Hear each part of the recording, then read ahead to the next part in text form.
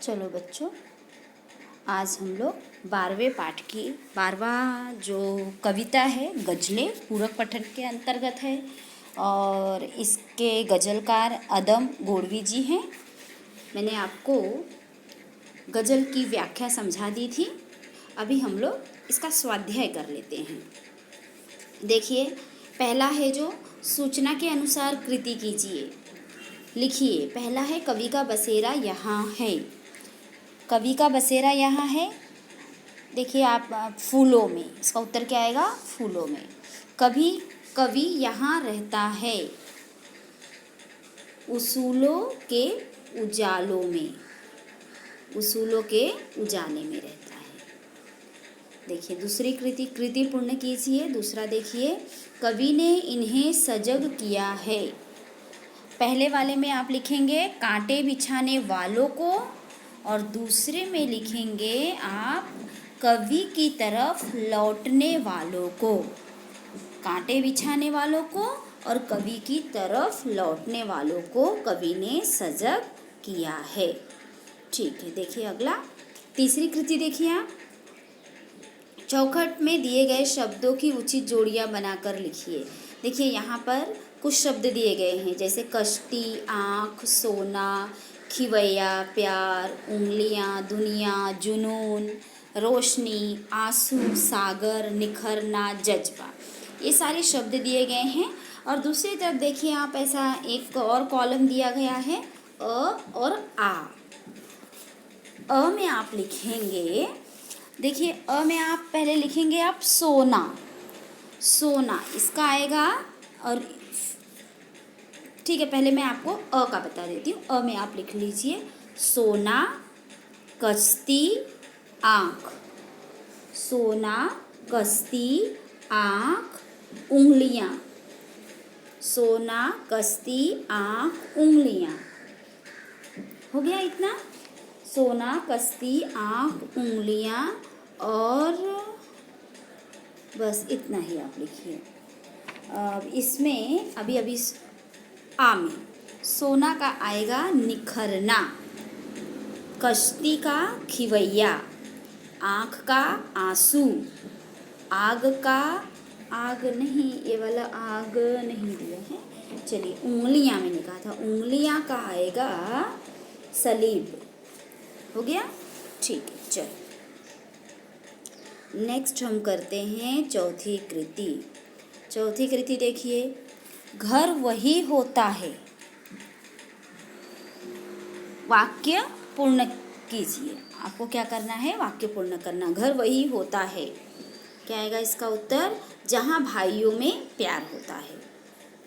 दूसरा है हम उन्हीं से मिलते हैं जिनके हाथ में खंजर नहीं होता। फूल यहीं खिलते हैं जहाँ पत्थर नहीं होते। चौथा है जुगनू कभी यह नहीं बन पाता दिनकर। अंतिम दो पंक्तियों का भावार्थ लिखिए।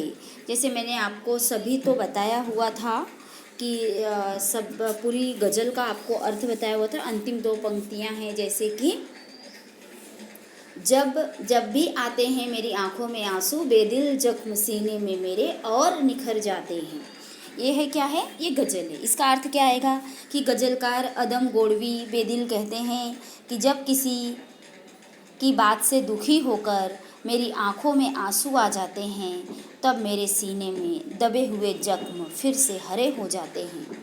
गज़लकार के अनुसार उनकी आंखों में आंसू उनके सीने में दबे जख्मों को हरा अर्थात ताज़ा कर देते हैं। इस तरह आप अर्थ हो गया आपको। चलिए छठवां देखिए है, ये बहुत इम्पोर्टेंट टॉपिक है। निम्न मुद्दों के आधार पर पद्य विश्लेषण कीजिए।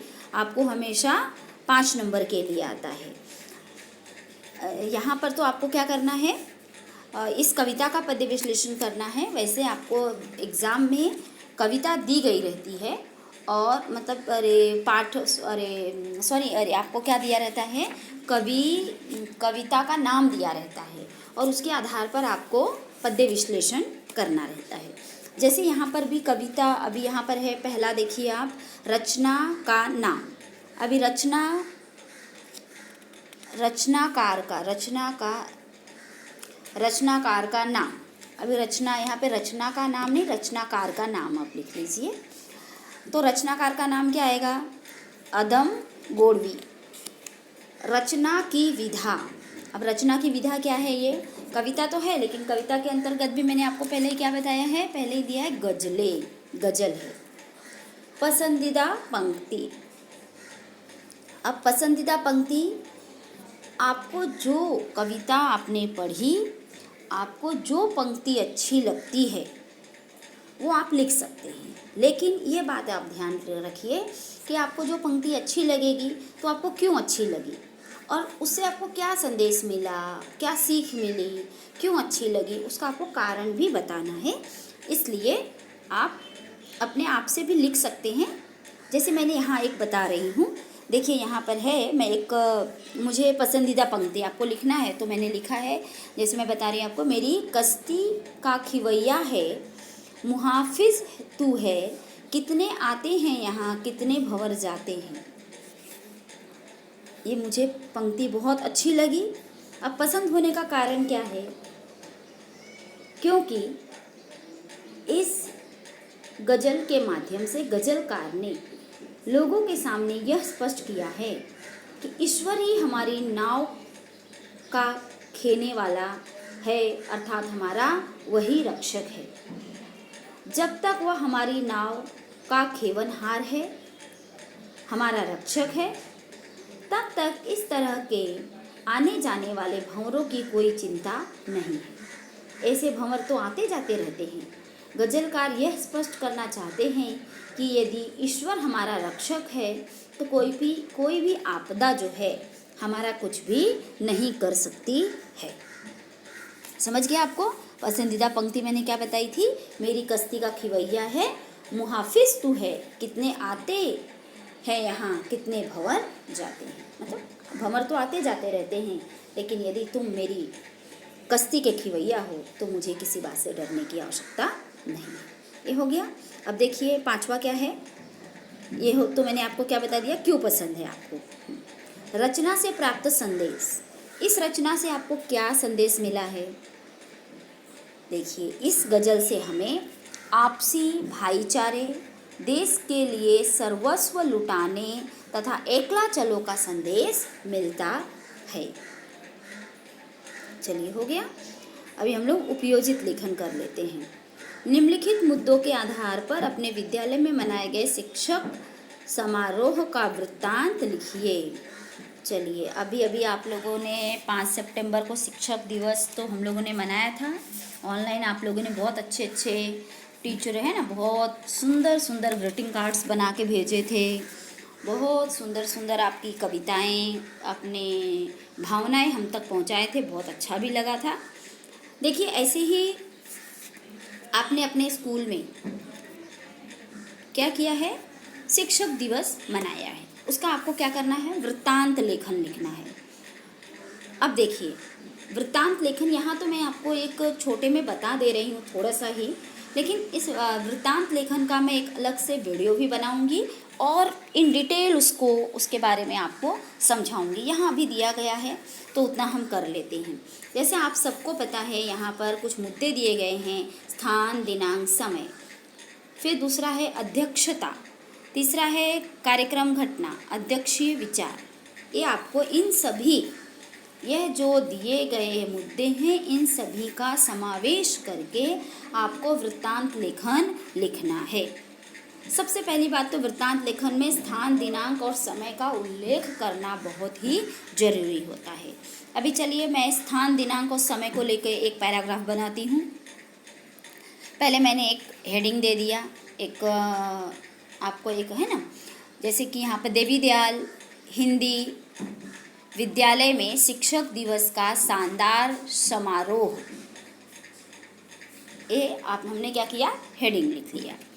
अभी लिखेंगे हम कल्याण, 5 सितंबर 2019 यहाँ के देवी दयाल हिंदी विद्यालय में डॉक्टर सर्वपल्ली राधाकृष्णन का जन्मदिन शिक्षक दिवस के रूप में मनाया गया।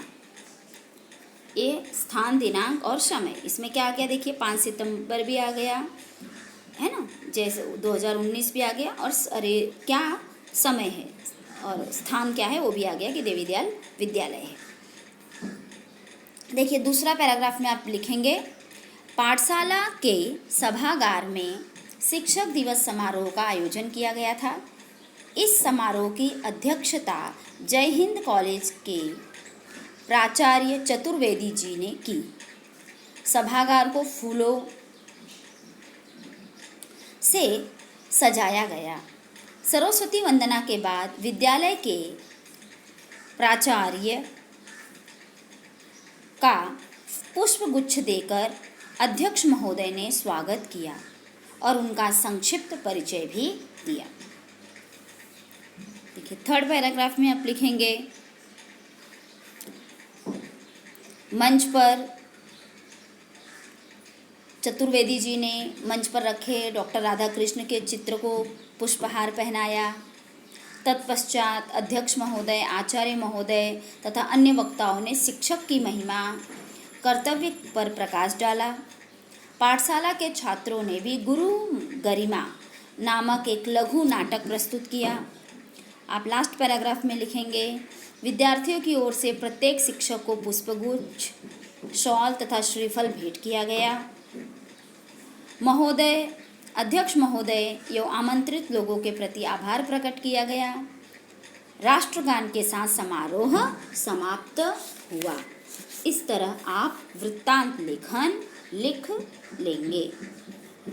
जैसे मैंने आपको पहले ही बताया, अभी आप जैसा बता रही हूँ ये इस एक्टिविटी में, इस पार्ट की एक्टिविटी में लिखना है, वो लिख लेंगे।